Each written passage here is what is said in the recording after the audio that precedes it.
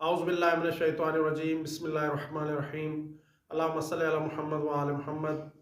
مومنین کرام، دنیا میں موجود ہر انسان کی یہ خواہش ہوتی ہے کہ وہ قیامت کے دن سرخرو ہو اور اللہ تعالیٰ بغیر حساب اور کتاب کے اسے جنت الفردوس عطا کرے۔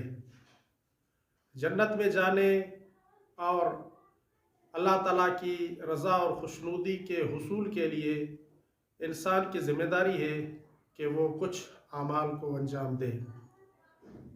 احادیث اور روایات میں کچھ ایسے اعمال بیان ہوئے ہیں کہ جن اعمال کو انجام دے کر انسان کامیاب و کامران ہو سکتا ہے۔ آج شب جمعہ ہے اور شب جمعہ کے حوالے سے بھی ائمہ اہل بیت علیہم الصلوۃ والسلام نے کچھ اعمال بیان کیے ہیں کہ جن اعمال کو انجام دینا انسان کی کامیابی اور کامرانی کا باعث بن سکتا ہے۔ مولا امام صادق آل محمد علیہ الصلوۃ والسلام ارشاد فرماتے ہیں، جو شخص ہر شب جمعہ سورہ سجدہ کی تلاوت کرے گا اس کا اعمال نامہ اس کے دائیں ہاتھ میں دیا جائے گا، بغیر حساب اور کتاب کے وہ شخص جنت میں داخل ہوگا۔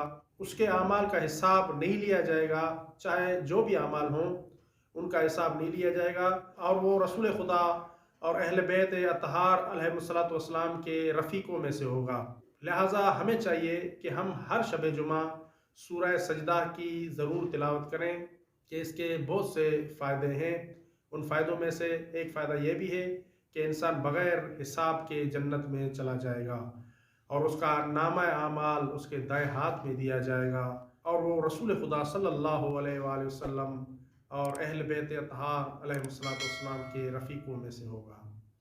وما علینا الا البلاغ المبین۔